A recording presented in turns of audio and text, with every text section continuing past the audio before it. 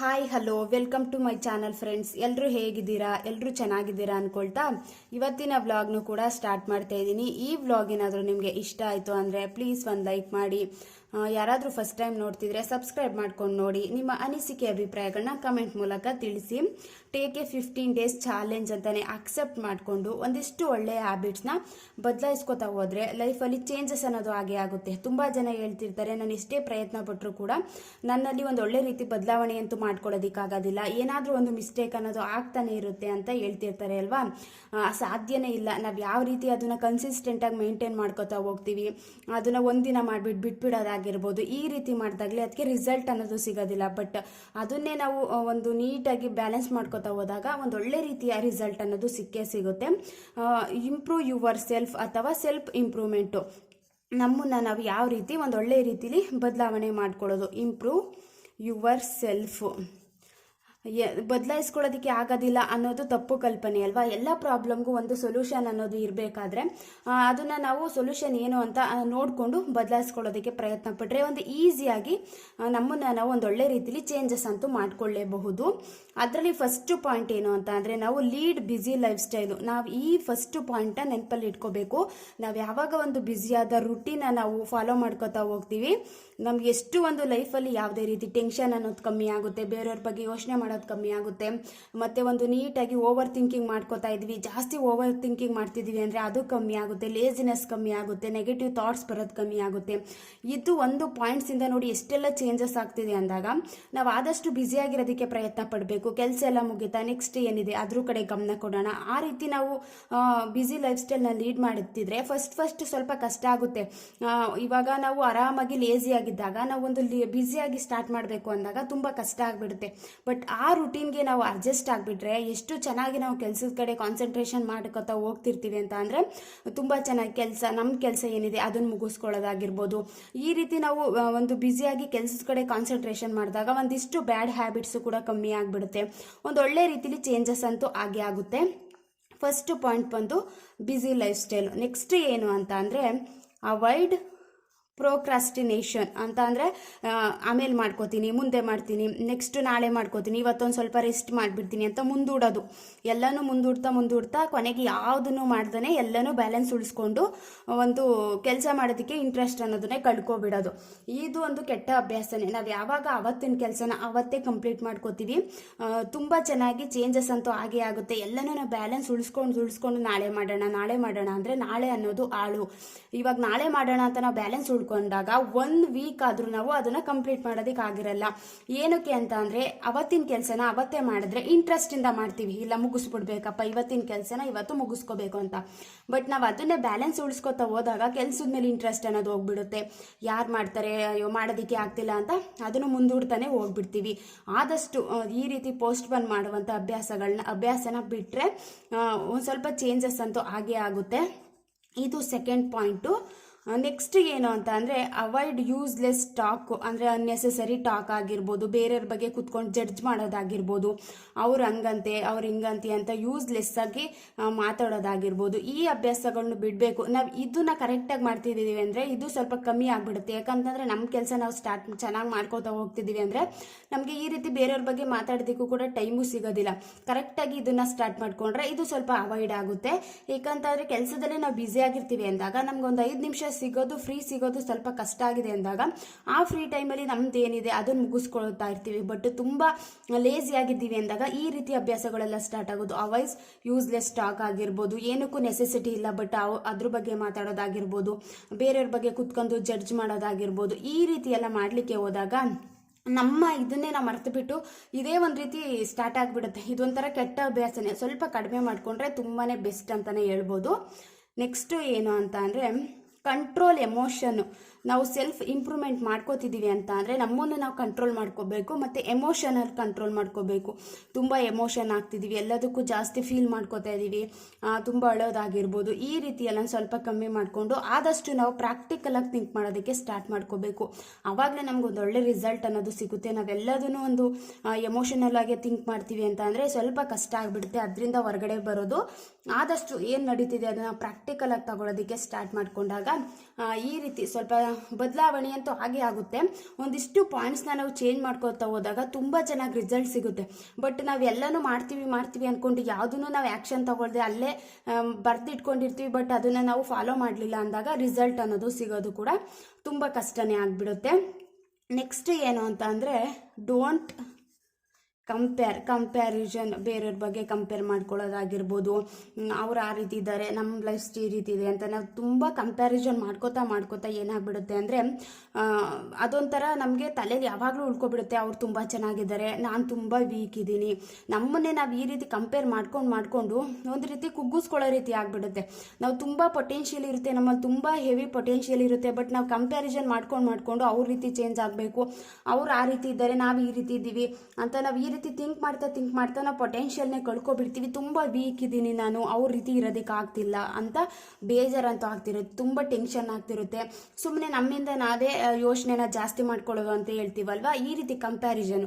ಅವ್ರು ಆ ರೀತಿ ಇದ್ದಾರೆ, ನಂದು ಒಂದು ಒಳ್ಳೆ ರೀತಿಲಿ ನಾನು ಚೇಂಜಸ್ ಆಗೋಣ, ನನ್ನ ಲೈಫ್ ಸ್ಟೈಲ್ ಈಗಿದ್ರೇ ಚಂದ ಅಂತ ನಾವು ಯಾವಾಗ ಒಂದು ಕ್ಲಾರಿಟಿ ಅನ್ನೋದನ್ನ ತಗೋತೀವಿ, ಆವಾಗ ನಾವು ಒಂದು ಒಳ್ಳೆ ರೀತಿ ಬದಲಾವಣೆ ಆಗ್ತೀವಿ. ಬಟ್ ಕ್ಲಾರಿಟಿ ಇಲ್ದೇ ಯಾರನ್ನೋ ನೋಡಿ ನಾನು ಚೇಂಜ್ ಆಗಬೇಕು ಅಂತ ಹೋದರೆ ತುಂಬಾ ಕಷ್ಟ ಆಗಿಬಿಡುತ್ತೆ. ಸ್ವಲ್ಪ ಟ್ರೈ ಮಾಡ್ತೀವಿ, ಬಟ್ ಚೇಂಜ್ ಆಗೋದಕ್ಕೆ ಕಷ್ಟ ಆಗ್ತಿದೆ ಅಂದಾಗ ಅದನ್ನು ಅರ್ಧಕ್ಕೆ ಬಿಟ್ಟು ಬರುವಂಥ ಸಿಚುವೇಶನ್ ಕೂಡ ಇರುತ್ತೆ. ಆದಷ್ಟು ಕಂಪ್ಯಾರಿಸನ್ ಮಾಡ್ಕೊಳ್ಳೋದು ಅಂದರೆ ನೋಡಿ ಕಲಿಯೋದು ತುಂಬ ಇಂಪಾರ್ಟೆಂಟ್. ಬಟ್ ಎಲ್ಲನೂ ಕಂಪೇರ್ ಮಾಡ್ಕೊಂಡೇ ಹೋಗ್ತೀವಿ ಅಂತ ಅಂದರೆ ತುಂಬಾ ಕಷ್ಟ ಆಗಿಬಿಡುತ್ತೆ. ನೆಕ್ಸ್ಟ್ ಪಾಯಿಂಟ್ ಏನು ಅಂತ ಅಂದರೆ ಲೀಡ್ ಹೆಲ್ತಿ ಲೈಫ್ ಸ್ಟೈಲ್ ಅಂತ ಅಂದರೆ ಒಂದು ಹೆಲ್ತಿಯಾಗಿ ಊಟ ಮಾಡೋದಾಗಿರ್ಬೋದು. ಇವಾಗ ಹೊರಗಡೆ ತಿಂತಾ ಇರ್ತೀವಿ, ಬೇಡ ಒಂದು 15 ದಿನ ಚಾಲೆಂಜ್ ತಗೊಳ್ಳೋಣ, ನೋಡೋಣ ಒಂದಿಷ್ಟು ಬದಲಾವಣೆ ಆಗುತ್ತೋ ಇಲ್ವಾ ಅಂತ ಒಂದು ಸ್ಟ್ರಿಕ್ಟಾಗಿ ಚಾಲೆಂಜ್ ತೊಗೊಂಡು ನೋಡಿ. ಒಂದು ಹೆಲ್ತಿ ಫುಡ್ ಆಗಿರ್ಬೋದು, ಮಾರ್ನಿಂಗ್ ಎದ್ದ ತಕ್ಷಣ ಡಿಟಾಕ್ಸ್ ಡ್ರಿಂಕ್ ಆಗಿರ್ಬೋದು, ಒಂದೊಳ್ಳೆ ರೀತಿ ತರಕಾರಿ ಆಗಿರ್ಬೋದು, ಫೈಬರ್ ಆಗಿರ್ಬೋದು, ಪ್ರೋಟೀನ್ ಆಗಿರ್ಬೋದು, ಎಲ್ಲನೂ ಕಾರ್ಬೋಹೈಡ್ರೇಟ್ಸ್ ಎಲ್ಲನೂ ನಾವು ಬ್ಯಾಲೆನ್ಸ್ ಮಾಡಿ ತಗೊಂಡಾಗಲೇ ಅಲ್ವಾ ನಮ್ಮ ಬಾಡಿಗೆ ಒಂದು ಚೆನ್ನಾಗಿ ನಾವು ಪೌಷ್ಟಿಕ ಆಹಾರನ ಕೊಡೋದಕ್ಕೆ ಸಾಧ್ಯ. ಆದಷ್ಟು ಹೊರಗಡೆ ಜಂಕ್ ಫುಡ್ ತಿಂತಾ ಇದ್ದೀವಿ ಅಂತ ಅಂದರೆ ಅದನ್ನು ಅವಾಯ್ಡ್ ಮಾಡ್ಕೊಳ್ಳೋದಾಗಿರ್ಬೋದು. ಒಂದು 15 ಡೇಸಲ್ಲಿ ಎಷ್ಟು ಚೆನ್ನಾಗಿ ಬದಲಾವಣೆ ಆಗುತ್ತೆ ಅಂತ ಅಂದರೆ ಅವಾಯ್ಡ್ ಜಂಕ್ ಫುಡ್ ಆಗಿರ್ಬೋದು. ನೆಕ್ಸ್ಟ್ ಶುಗರ್ ಜಾಸ್ತಿ ತಿಂತಿದ್ದೀವಿ ಅಂತ ಅಂದರೆ ಸ್ವೀಟ್ಗಳೆಲ್ಲ ತುಂಬ ಜಾಸ್ತಿ ಕ್ರೇವಿಂಗ್ಸ್ ಅನ್ನೋದಿರುತ್ತೆ, ಸ್ವೀಟ್ ಕ್ರೇವಿಂಗ್ಸು ತಿನ್ನಲೇಬೇಕು, ಅದನ್ನು ಬಿಡೋದಕ್ಕಾಗೋದಿಲ್ಲ ಅಂದಾಗ ಸ್ವಲ್ಪನೇ ಅವಾಯ್ಡ್ ಮಾಡ್ಕೋಬೇಕು. ಒಂದೇ ಸಲ ಅವಾಯ್ಡ್ ಮಾಡ್ಕೊಬಿಟ್ರೆ ಒಂದು ರೀತಿ ಅದನ್ನು ಮಾಡಲಿಲ್ಲ ಅಂತ ಅಂದರೆ ಒಂದು ರೀತಿ ಬೇಜಾರಾಗೋ ಸಿಚುಯೇಷನ್ನು ಇರುತ್ತೆ, ನಮಗೇನೋ ಒಂದು ರೀತಿ ಫೀಲ್ ಆಗ್ತಿರುತ್ತೆ. ಆದಷ್ಟು ಸ್ವಲ್ಪನೇ ನಾವು ಅವಾಯ್ಡ್ ಮಾಡ್ಕೋತಾ ಹೋದಾಗ, ಕಮ್ಮಿ ಮಾಡ್ಕೋತಾ ಹೋದಾಗ ಅದನ್ನು ನಾವು ಲಾಸ್ಟ್ಗೆ ಬಿಟ್ಟೇ ಬಿಡ್ತೀವಿ. ಒಂದು ಹೆಲ್ತಿ ಆದ ಲೈಫ್ ಸ್ಟೈಲ್ನ ಒಂದು 15 ದಿನ ನಾನು ಚಾಲೆಂಜ್ ತಗೋತೀನಿ, ಬದಲಾವಣೆ ಆಗುತ್ತೋ ಇಲ್ವಾ ಅಂತ ನೋಡ್ತೀನಿ ಅಂತ ಚಾಲೆಂಜ್ ತಗೊಂಡಾಗ ಒಂದು ಹೆಲ್ತಿ ಲೈಫ್ ಸ್ಟೈಲ್ನೇ ಸ್ಟಾರ್ಟ್ ಮಾಡ್ಕೊಂಡಾಗ ಒಂದು ಒಳ್ಳೆಯ ತರಕಾರಿಗಳಾಗಿರ್ಬೋದು ಈ ರೀತಿ ಸ್ಟಾರ್ಟ್ ಮಾಡಿಕೊಂಡ್ರೆ ತುಂಬ ಒಳ್ಳೆ ರಿಸಲ್ಟ್ ಅಂತೂ ಸಿಗುತ್ತೆ. ನೆಕ್ಸ್ಟ್ ಪಾಯಿಂಟ್ ಏನು ಅಂತ ಅಂದರೆ ಲವ್ ಯುವರ್ ಸೆಲ್ಫ್. ನಮ್ಮನ್ನು ನಾವು ಫಸ್ಟು ಇಷ್ಟಪಡಬೇಕು ಅಲ್ವಾ. ನಮ್ಮನ್ನೇ ನಾವು ಇಷ್ಟಪಡ್ದೇ ಒಂದು ರೀತಿ ನನ್ನ ಕೈಲಿ ಆಗಲ್ವೇನೋ ಬಿಡು, ನನ್ನ ಕೈಲಿ ಅಷ್ಟು ಸ್ಟ್ರಾಂಗ್ ಇಲ್ಲ, ನಾನು ತುಂಬ ವೀಕ್ ಇದ್ದೀನಿ ಅಂತ ನಾವು ಯಾವಾಗ ನಮ್ಮನ್ನೇ ಕೆಳಗಕ್ಕೆ ಹಾಕೊಳ್ಳೋದಕ್ಕೆ ನೋಡ್ತೀವಿ, ಆವಾಗ ನಮಗೆ ಒಂದು ರೀತಿ ಕಾನ್ಫಿಡೆಂಟ್ ಅನ್ನೋದು ಕಮ್ಮಿ ಆಗಿಬಿಡುತ್ತೆ. ನಾವು ಯಾವಾಗ ನಮ್ಮನ್ನೇ ನಾವು ಇಷ್ಟಪಡ್ತೀವಿ, ನಮ್ಮನ್ನು ನಾವು ಸ್ಟ್ರಾಂಗ್ ಅಂತ ಅನ್ಕೋತೀವಿ, ಕಾನ್ಫಿಡೆಂಟ್ ಲೆವೆಲು ತುಂಬಾ ಜಾಸ್ತಿ ಆಗುತ್ತೆ. ಇಲ್ಲ ನಾನು ಆ ಕೆಲಸನ ಮಾಡೇ ಮಾಡ್ತೀನಿ, ಆ ಕೆಲಸ ನಾನು ಫಿನಿಶ್ ಮಾಡೇ ಮಾಡ್ತೀನಿ, ನನ್ನ ಕೈಲಿ ಆ ಕೆಲಸ ಮಾಡುವಂಥ ಶಕ್ತಿ ಇದೆ ಅಂತ ನಾವು ಯಾವಾಗ ಒಂದು ಪಾಸಿಟಿವ್ ಆಗಿ ಥಿಂಕ್ ಮಾಡೋದಕ್ಕೆ ಹೋಗ್ತೀವಿ, ಅದು ಒಂದು ಒಳ್ಳೆ ರೀತಿಲಿ ಆ ಕೆಲಸ ಅಂತೂ ಆಗೇ ಆಗಿರುತ್ತೆ. ಬಟ್ ನಾವು ಯಾವಾಗ ನಮ್ಮನ್ನು ನಾವು ಇಷ್ಟಪಡ್ದೇ ಅಯ್ಯೋ ಬಿಡು ನನ್ನ ಕೈನ ಆಗಲ್ಲ, ಆ ಕೆಲಸ ಮಾಡೋದಕ್ಕಾಗಲ್ಲ, ಈ ಕೆಲಸನ ಮಾಡೋದಕ್ಕಾಗಲ್ಲ ಅಂತ ಯಾವಾಗ ಒಂದು ನೆಗೆಟಿವ್ ಥಿಂಕಿಂಗ್ನ ಸ್ಟಾರ್ಟ್ ಮಾಡ್ಕೋತೀವಿ, ನಮ್ಮ ಕೈಲಿ ಅದು ಆಗೋದಕ್ಕೆ ಸಾಧ್ಯನೇ ಇಲ್ಲ. ಇವಾಗ ಏನೋ ಒಂದು ಕೆಲಸ ಇರುತ್ತೆ, ಅದನ್ನು ನಾನು ಕಂಪ್ಲೀಟ್ ಮಾಡ್ತೀನಿ, ಏನೇ ಪ್ರಾಬ್ಲಮ್ ಬಂದರೂ ಅದನ್ನು ನಾನು ಕಂಪ್ಲೀಟ್ ಮಾಡ್ತೀನಿ ಅಂತ ಒಂದು ಚಾಲೆಂಜ್ನ ಅಕ್ಸೆಪ್ಟ್ ಮಾಡಿಕೊಂಡು ಟ್ರೈ ಮಾಡಿ.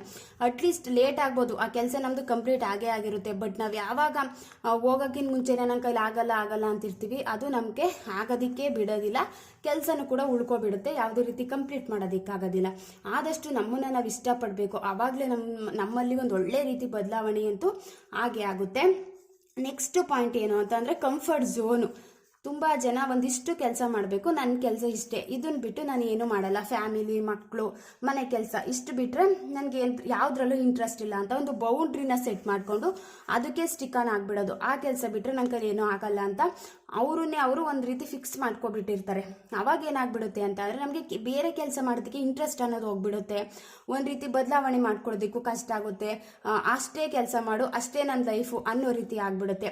ಆದಷ್ಟು ನಾವು ಕಂಫರ್ಟ್ ಝೋನ್ನ ಬಿಟ್ಟು ಹೊರ್ಗಡೆ ಏನು ನಡೀತಿದೆ ಅಂತ ಸ್ವಲ್ಪ ವಿಚಾರ ಮಾಡೋದಾಗಿರ್ಬೋದು. ಇವಾಗ ನಾವು ಮನೇಲೇ ಇದ್ದೀವಿ ಅಂತ ಅಂದರೆ ನಮ್ಮ ಮನೆ ಅಷ್ಟಕ್ಕೆ ಸೀಮಿತ ಆಗಿಬಿಡ್ತೀವಿ, ನಮಗೆ ಹೊರ್ಗಡೆ ಏನು ನಡೀತಿದೆ ಅಂತ ಗೊತ್ತಾಗೋದಿಲ್ಲ. ನಾವು ಯಾವಾಗ ಒಂದು ಹೊರ್ಗಡೆ ಏನು ನಡೀತಿದೆ ನ್ಯೂಸ್ ನೋಡೋದಾಗಿರ್ಬೋದು, ಒಂದು ಈ ಹೊರ್ಗಡೆ ಒಂದು ಸ್ವಲ್ಪ ಜನದ ಜೊತೆ ಕಾನ್ವರ್ಜೇಷನ್, ಇವಾಗ ಹೊರ್ಗಡೆ ಬಂದು ನಾವು ಸ್ವಲ್ಪ ಜನ ಜೊತೆ ಮಾತಾಡ್ತೀವಿ ಅಂದಾಗ ಒಂದಿಷ್ಟು ಇನ್ಫಾರ್ಮೇಷನ್ ಅಂತೂ ಸಿಕ್ಕೇ ಸಿಗುತ್ತೆ ಅಲ್ವಾ.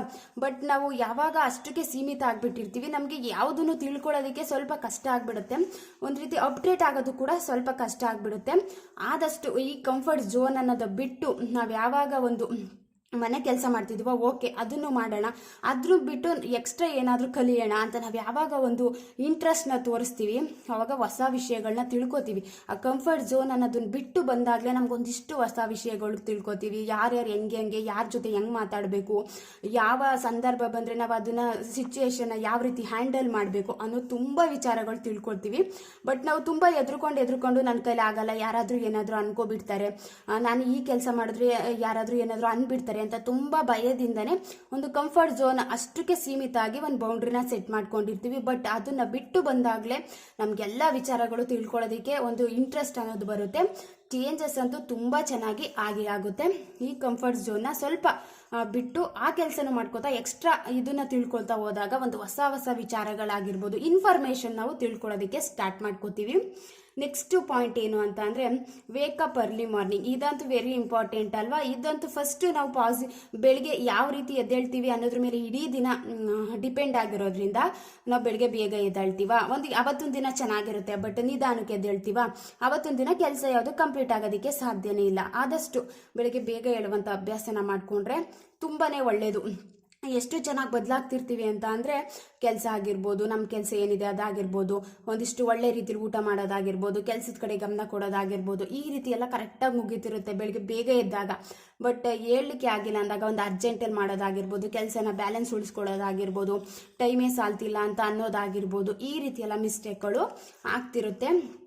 ಒಂದಿಷ್ಟು ಪಾಯಿಂಟ್ಸ್ನ ನಾವು ಚೇಂಜಸ್ ಮಾಡ್ಕೊತಾ ಹೋದಾಗ ಬದಲಾವಣೆ ಅಂತೂ ಆಗುತ್ತೆ.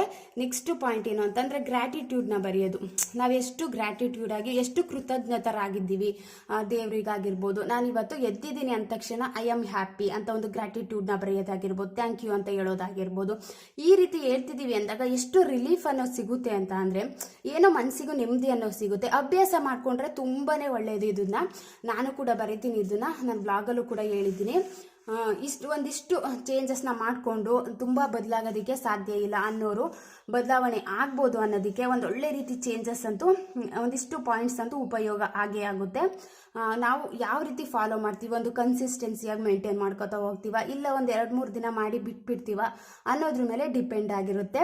ಇವತ್ತಿನ ಬ್ಲಾಗ್ ಏನಾದರೂ ನಿಮಗೆ ಇಷ್ಟ ಆಯಿತು ಅಂದರೆ ಪ್ಲೀಸ್ ಒಂದು ಲೈಕ್ ಮಾಡಿ. ಯಾರಾದರೂ ಫಸ್ಟ್ ಟೈಮ್ ನೋಡ್ತಿದ್ರೆ ಏನಾದರೂ ನಿಮಗೆ ಇಷ್ಟ ಆಯಿತು ಅಂದರೆ ನಿಮ್ಮ ಫ್ರೆಂಡ್ಸ್ ಆ್ಯಂಡ್ ಫ್ಯಾಮಿಲಿಗೆ ಶೇರ್ ಮಾಡಿ. Thank you.